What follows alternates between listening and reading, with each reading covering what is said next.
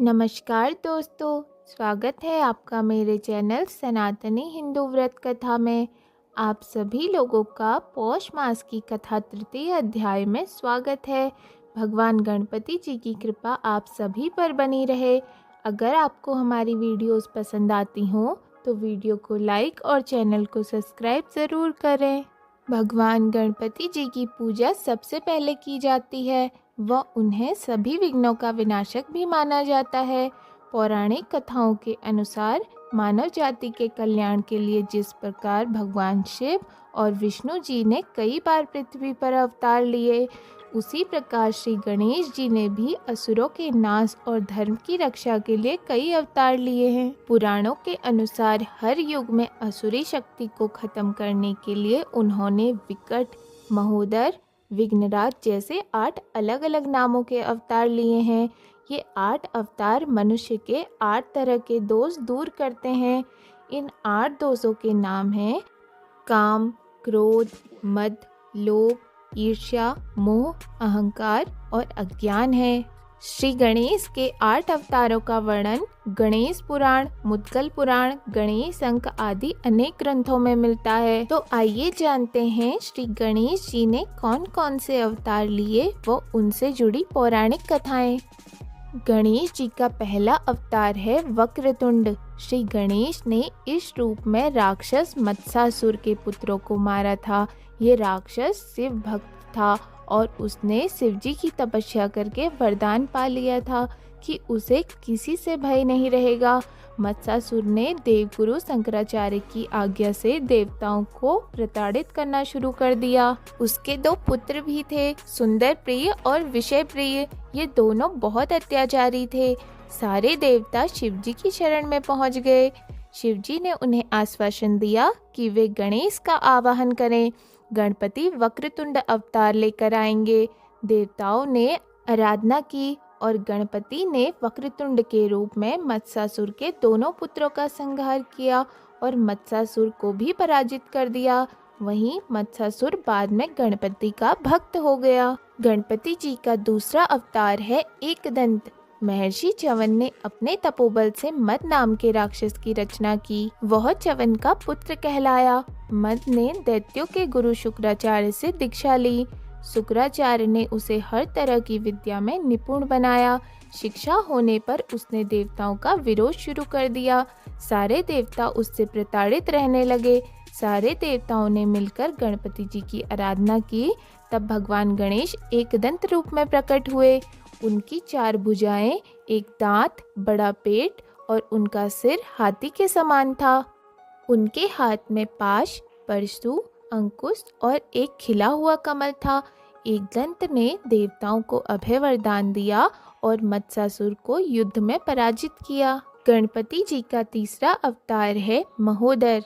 जब कार्तिकेय ने तारकासुर का वध कर दिया तो दैत्य गुरु शुक्राचार्य ने मोहासुर नाम के दैत्य को देवताओं के खिलाफ खड़ा किया। मोहासुर से मुक्ति के लिए देवताओं ने गणेश की उपासना की। जब गणेश ने महोदर अवतार लिया, महोदर यानी बड़ी पेट वाले, वे मूषक पर सवार होकर मोहासुर के नगर में पहुँचे तो मोहासुर ने बिना युद्ध किए ही गणपति जी को अपना इष्ट बना लिया। गणपति जी का चौथा अवतार है विकट। भगवान विष्णु ने जलंधर नाम के राक्षस के विनाश के लिए उसकी पत्नी वृंदा का सतीत्व भंग किया। उससे एक दैत्य उत्पन्न हुआ। उसका नाम था कामासुर। कामासुर ने शिव की आराधना करके त्रिलोक विजय का वरदान पा लिया। इसके बाद उसने अन्य दैत्यों की तरह ही देवताओं पर अत्याचार करने शुरू कर दिए।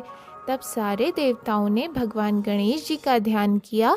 तब भगवान गणपति ने विकट रूप में अवतार लिया। विकट रूप में भगवान मोर पर विराजित होकर अवतरित हुए। उन्होंने देवताओं को अभय वरदान देकर कामासुर को पराजित किया। गणपति जी का 5वां अवतार है गजानन। धनराज कुबेर से लोभासुर का जन्म हुआ। वह शुक्राचार्य की शरण में गया और उसने शुक्राचार्य के आदेश पर शिव जी की उपासना शुरू की। शिव लोभासुर से प्रसन्न हो गए। उन्होंने उसे निर्भय होने का वरदान दिया। इसके बाद लोभासुर ने सारे लोकों पर कब्जा कर लिया। तब देवगुरु ने सारे देवताओं को गणेश की उपासना करने की सलाह दी। गणेश ने गजानन रूप में दर्शन दिए और देवताओं को वरदान दिया कि मैं लोभासुर को पराजित करूंगा। गणेश जी ने लोभासुर को युद्ध के लिए संदेश भेजा। शुक्राचार्य की सलाह पर लोभासुर ने बिना युद्ध किए ही अपनी पराजय स्वीकार कर ली। गणपति जी का छठा अवतार है लंबोदर। क्रोधासुर नाम के दैत्य ने सूर्यदेव की उपासना करके उनसे ब्रह्मांड विजय का वरदान ले लिया। क्रोधासुर ने इस वरदान के कारण सारे देवता भयभीत हो गए। वे युद्ध करने के लिए निकल पड़ा। तब गणपति ने लंबोदर रूप धरकर उसे रोक लिया। क्रोधासुर को समझाया और उसे ये आभास दिलाया कि वो संसार में कभी अजय योद्धा नहीं हो सकता। क्रोधासुर ने अपना विजय अभियान रोक दिया और सब छोड़कर पाताल लोक चला गया। गणपति जी का सातवां अवतार है विघ्नराज। एक बार माता पार्वती अपनी सखियों के साथ बातचीत के दौरान जोर से हंस पड़ी। उनकी हंसी से एक विशाल पुरुष की उत्पत्ति हुई। पार्वती जी ने उसका नाम मम रख दिया। वह माता पार्वती से मिलने के बाद वन में तप के लिए चला गया। वहीं उसे सम्रासुर मिला। सम्रासुर ने उसे कई असुरी शक्तियां सिखा दी। उसने मम को गणेश की उपासना करने के लिए कहा। मम ने गणपति को प्रसन्न करके ब्रह्मांड का राज्य मांग लिया। संबर ने उसका विवाह अपनी पुत्री मोहिनी के साथ कर दिया। शुक्राचार्य ने मम के तप के बारे में सुना तो उसे दैत्यराज के पद पर विभूषित कर दिया। ममासुर ने भी अत्याचार शुरू कर दिए और सारे देवताओं को बंदी बनाकर कारागार में डाल दिया। तब देवताओं ने गणेश जी की उपासना की। गणेश जी विघ्नेश्वर रूप में अवतरित हुए। उन्होंने ममासुर का मान मर्दन कर देवताओं को छुड़वा लिया। गणपति जी का आठवां अवतार है धूम्रवर्ण। एक बार सूर्यदेव को छींक आ गई और उनकी छींक से एक दैत्य की उत्पत्ति हुई। उसका नाम था अहम। वो शुक्राचार्य के समीप गया और उन्हें गुरु बना लिया। वह अहम से अहंतासुर हो गया। उसने खुद का एक राज्य बसा लिया और भगवान गणेश को तप से प्रसन्न करके वरदान प्राप्त कर लिए। उसने भी बहुत अत्याचार और अनाचार फैलाया।